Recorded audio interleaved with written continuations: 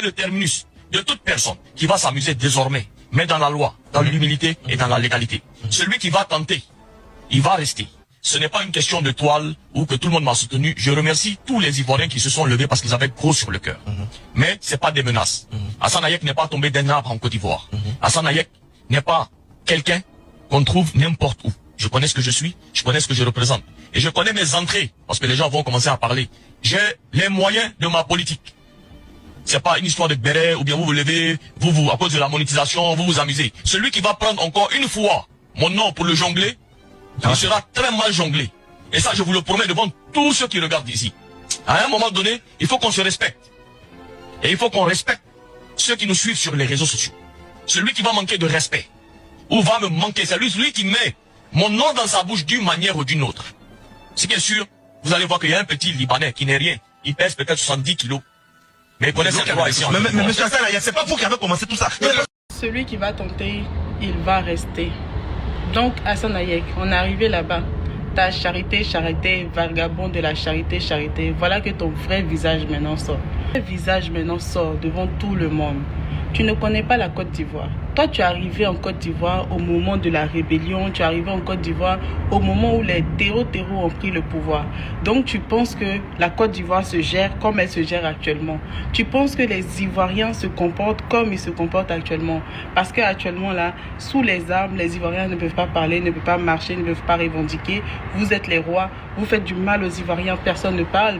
Vous êtes une communauté qui est en Côte d'Ivoire, qui avait immigré en Côte d'Ivoire, qui est des réfugiés en Côte d'Ivoire, mais vous avez des armes.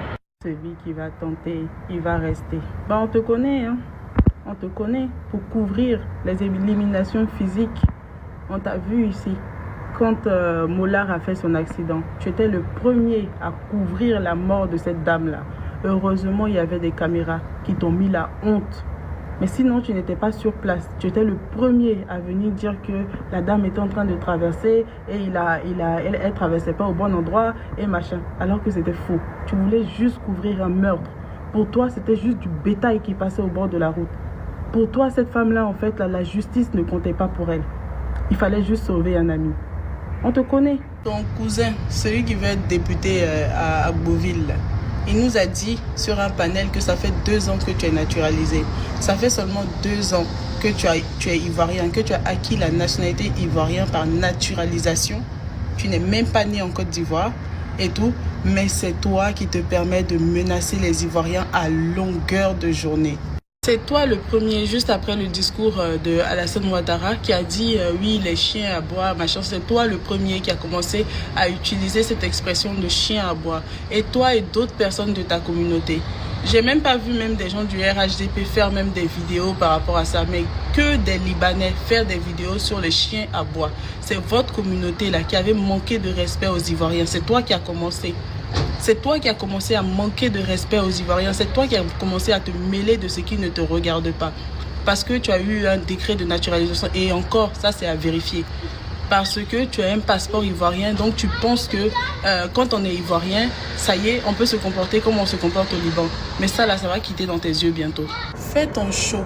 Tant que Ouattara est au pouvoir, là, fais ton show. Fais tout ce que tu peux faire. Maltraite les Ivoiriens comme vous les maltraitez au Liban. Hein? Jette les Ivoiriens en prison juste parce qu'ils ont parlé de toi, juste parce qu'ils ont critiqué tes actions. Fais-le tant que Ouattara est au pouvoir.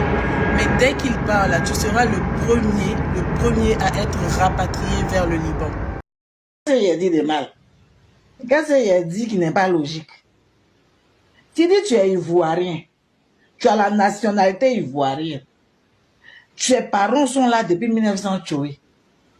Tu veux te présenter aux législatives, tu veux être maire ou député dans ton pays que tu es ivoirien. Mais avant de faire, on va commencer par le commencement. On ne se marie pas ensemble. Nos enfants ne vont pas à l'école ensemble. C'est ce qu'il a dit. Vous êtes dans votre coin. Ah! Comment tu as gouverné ou bien tu es député de quelqu'un même que tu ne te mélanges pas à lui? Tu vas être maire de quelqu'un que toi-même, c'est-à-dire que tes enfants ne peuvent pas aller à l'école, dans la même école, les autres enfants. Mais ton député là, ton maire là, tu deviens maire par rapport à quoi? C'est quoi? J'analyse, je ne comprends pas. Commençons par le commencement. Apprenons à nous mélanger. Faisons l'école pour que tout le monde... C'est-à-dire que dans vos écoles, là, les Ivoiriens doivent aller aussi fréquenter là-bas. C'est clair. La mosquée, ceux qui prient doivent aller prier. S'il y a église, tout, on doit mélanger ensemble. Et puis après, il n'y a pas de problème. C'est la mondialisation. Tu vas quelque part, si tu es bien là-bas, mais vous êtes à part. C'est ça, je ne comprends pas. Tu as part. Tu ne te mélanges pas avec quelqu'un. Mais tu veux le gouverner. Ça là, c'est quoi ça encore, ouais? Wow! Tu n'as pas cardio de Hassan Ayek. Ah, tu n'as pas cardio. Une seule vidéo seulement que j'ai fait. Ah, j'ai dit. Je suis que tu es en train de pleurer parce que ce que je t'ai dit, c'est une vérité. Oui, tu n'as pas cardio. Et ça, vous dites non, vous voulez être député, vous voulez monter sur les Ivoiriens. Mais tu n'as pas cardio. Non. Une seule chose que je t'ai dit, ça t'a piqué. La charité bien ordonnée commence par soi-même. Je t'ai dit à Hassan Ayek, va t'occuper de tes parents pauvres.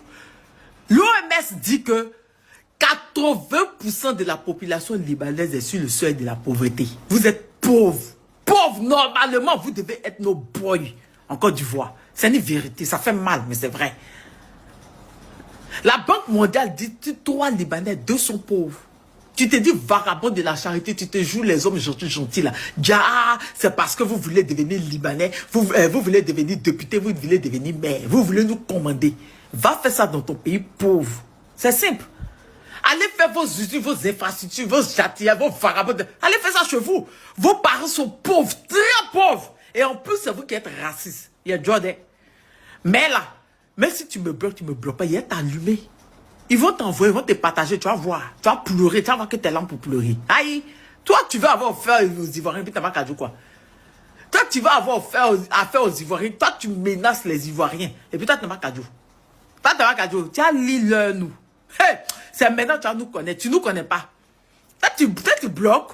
Une seule vidéo, toi, tu as déjà bloqué. Tu n'as pas qu'à dire de ça. Tu as l'île, ta tête, pas comme bibelle, là. En tapé dessus, pas.